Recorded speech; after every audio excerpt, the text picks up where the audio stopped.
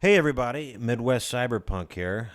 Today we're going to be reviewing a tool that I made. It's a specialized tool for making square cuts in aluminum extrusion. And in my case, I'm using 45 by 45 extrusion, but you can modify the design to accommodate whatever size extrusion that you have. So the idea came about when I was making cuts for an upcoming project that I'm going to do a video on. Um, I wasn't able to get completely square cuts with my miter saw. There was always, sort of slight angle to the cuts. There was kerf, and the way I decided I could get around this would be buying a mill, and I got so close to buying just a full size badass mill that I would have had a lot of trouble fitting in my garage and hauling and whatnot, and it was would have bankrupted me basically. So instead, I settled on this device, which actually acts more or less like a mill, a very high speed mill, but it's obviously homemade and very specialized. You can't necessarily do X and Y cuts, it's just straight Y cuts, left and right. But that's perfect for what I needed for, and it does the job really well. And surprisingly, even though the base is made out of MDF, it's rigid enough for the task of cutting extrusion very square. Before I get into the overview of the cutter actually cutting extrusion, I'm going to go over the main parts of the tool and the costs as well, which for me was around $100. But that was because I already had the extrusion and I had the acrylic plate, the carriage plate that the router sits on. The only thing that I actually had to buy was the MDF board that it sits on, the base, the wheels, the V-groove wheels, and the router itself. Oh, and the endmill or router bit. I didn't have that either. So the Harbor Freight 2 horsepower Drill Master router, that was $59.99. The router speed controller, $19.99, and the V-groove wheels, $21.99. Those came in a set of 16, and I only used 8, so I've got those other 8 for another project. There's the miscellaneous extrusion, bolts, acrylic. That would be about $40. And then you've got your end mill, which was about $37. In total, if you had to buy every single item, you're looking at about 178 or $179 probably, which, like I said, I definitely didn't pay that much, so it didn't seem like that big of a deal since I had a lot of the stuff. But overall, I would have bought all of this stuff anyway, just because to have square cuts, perfectly square cuts, is just so nice when you're working with building any kind of robots or CNC equipment. And without that, your whole setup is going to be completely wonky and not square at all. Every cut is super important when you're building a frame or anything that requires Complete squareness. So here I am sliding the carriage onto the 2020 extrusion rails. They slide very nice and freely. Um, there's not a lot of slop in them either, somewhat surprisingly, although my machinist friends would beg to differ, I'm sure.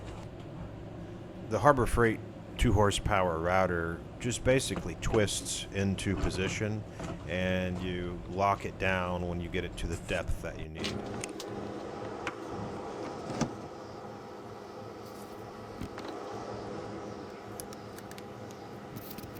So if it wasn't clear, this tool that I made isn't for making rough cuts on long stock. This is more for taking a cut that you've made on a miter saw or bandsaw and getting it down to a more precise square end, and sort of a finishing cut, basically. Also, take note, you can't take a ton of in-stock off of the extrusion. I would say maybe a 1/16 of an inch max, but you can do multiple passes, and it's usually enough to square things up from a rough cut that you've done on your miter saw or your bandsaw. So I'm using the router speed controller here, probably about a medium setting, and initially I didn't use the router speed controller. I just ran the router at its full RPM, which is 20,000 something RPM. It's a little bit too much for aluminum. With the router bed or end mill that I have, it was gumming up on the router, and so that's what made me decide to use the router speed controller. And once I got it to about a medium setting, it just started working beautifully. These aluminum link plates that you see are super basic, that I designed and cut on my CNC mill.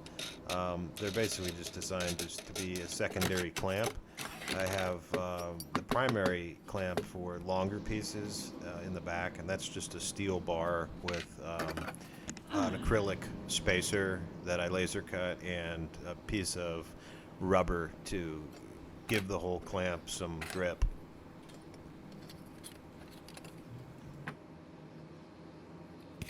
Here I'm showing how you can clamp two pieces together and cut both sides equally and flat together.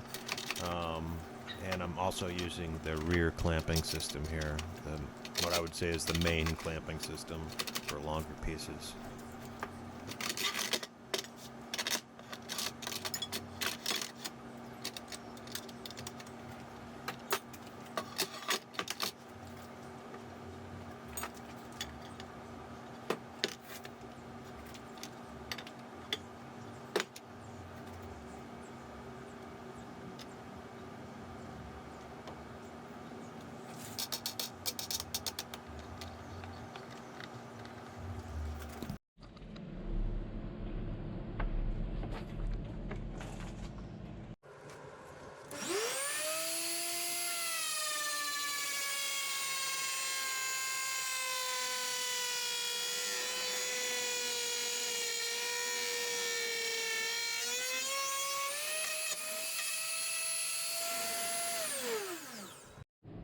I designed and laser cut the carriage plate with the future in mind. I don't know if I'll ever use the holes or square holes for anything else in the future, because after using this, I've really decided that using it by hand is the best way to do it, because you can really feel out the feeds and speeds that you need to be using, rather than fiddling around with automating the whole process with stepper motors or some other kind of auto feed system.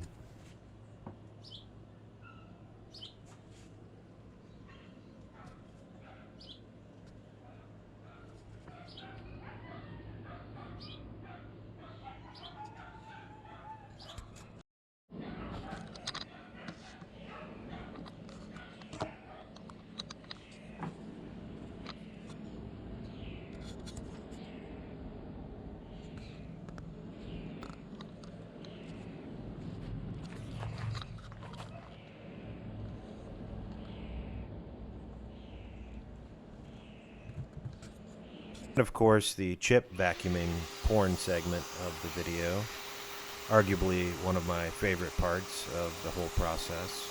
It makes really nice chips, and it's equally as fun to suck them up into a vacuum.